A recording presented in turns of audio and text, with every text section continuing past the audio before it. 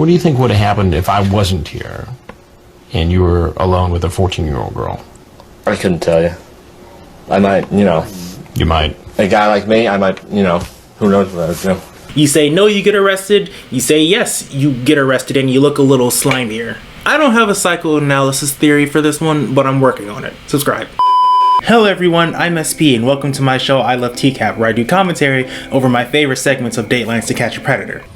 Or it could be that they've seen our investigations and become suspicious. Oh my God! Put your hands up. No! Put your hands up. Go down on your knees. This is episode 4, so if you like what you see, go ahead and hit the subscribe button, and there's even a playlist with more episodes for you. Alright, so we have a Michael Lubrano. It's time for your examination. Let's get started. Spin on it, twist on it, suck on it, spit on it. Oh, this is Ice Truck Killer. 10, 4-door.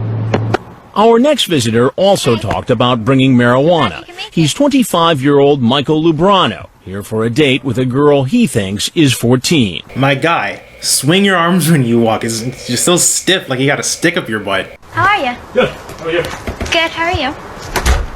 Online, calling himself Ice Truck Killer 103, he talks about hardcore sex with the decoy before she gives her age. That screen name, it's very childish. I give it a 6. Annie got sexual before she even revealed her age. My man's a gentleman, he cuts the crap. After she says she's 14, he doesn't get too specific about sex. Instead, he leaves the subject open. Get high and watch Family Guy, then see where that takes us. Cool. I kind of like making out when I smoke up, though. I don't want to have sex unless you want to. I guess. Jeez, I don't know. Also, look at this comment. I like making out when I smoke up is probably the most undercover cop thing I've ever heard. They're kind of right. It's like to not come off as a narc, you have to sound like you're not trying too hard, and they sound like they're trying too hard to be cool. But later, Ice Truck Killer 103 gets more specific about sex during a phone call. The decoy asks him if he was serious about the hardcore sex, and he says, "We'll see what happens," and then says, "I'm definitely interested. What about you?" I'm sorry, hardcore? I say things like lame and loser, so I talk like I'm from the 2000s. Whenever I hear somebody say the word hardcore, I have a hard time taking them serious. You want some brownies? I made some. Did you dose them? What? Did you dose them? No. I hate the way he said that. Like, I'm not a big weed guy, but he sounded like such a dork. Did you dose them? Shut the hell up. He wants the decoy to smell the marijuana he brought. Smells good. Like, what the hell is that? Again, I'm not into, like, weed stuff. But, like, that's a little twig. Like, I don't know if whoever he paid full price for that, you got gypped, bro. Also, her little smells good. It always seems so awkward to me.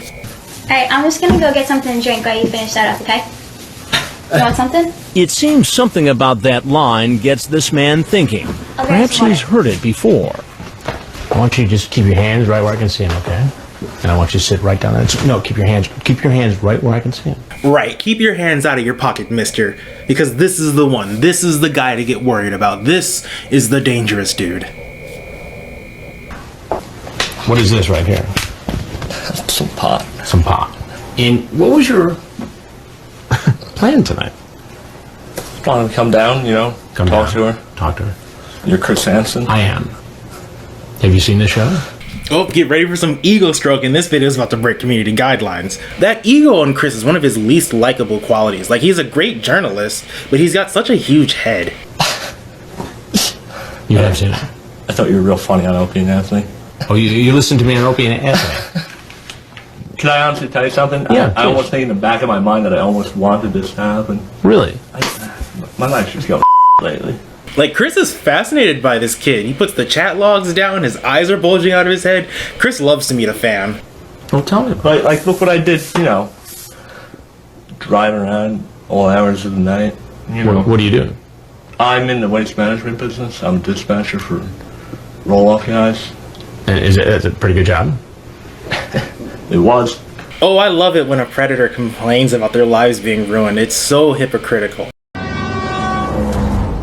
I know this doesn't come off as bad in terms of whining as some of the other guys, but you know, the guy is still young, you know, and so like a lot of people try to take it easy on him. He's actually my age in this video, not today, but yeah, a lot of people try to take it easy on him, and I'm just like, too bad, so sad. Make better choices. What's so funny about the brownies? Right when I saw the brownies, I knew. You knew what? I knew I was going to be running into you. I think this is the first time we've had brownies. I'm kind of chuckling about it just because, you know, I shouldn't have. So you think it's funny? I think this is the first time we've had brownies. Oh, be quiet, Chris. Honestly, I don't get why they chose to air this guy. He's honestly not as interesting as some of the guys they chose not to air. I wouldn't call him boring, but he doesn't exude that 2000s trash TV energy that they were really going for around this point in the show. This girl you were chatting with online is how old? She said 14. 14. Yeah. And you are how old? I am 25. You're 25. Yeah. And so you thought that was okay to have this kind of a chat with her. Why? Well, I don't know. Because I can't get a girl. See, that was like the big mic drop of this whole segment, and it wasn't even that crazy. Lots of people have trouble dating, and it's like, what a mundane reason to try to ruin somebody's life. The age difference isn't as bad, you know, it's not decades like some of the other predators on the show, but like, ew anyway. Now, you seem nervous about coming over, saying you're going to have to sneak in. What were you so nervous about? Running into you, but I guess it doesn't. You know, that doesn't seem that was much of sneaking a. in wasn't That doesn't seem like it was much of a deterrent tonight. Now, was it? They literally both fought over the chance to make that joke. And of course, you know, egomaniac Chris wasn't going to yield. By the way, here comes more ego stroking. How many times have you seen the show? I'm a religious watcher. A religious watcher? Well, I watch it whenever I can. Sometimes I go, you know, hunt clips on the internet. So you watch it on the internet, too? I watch it when I can.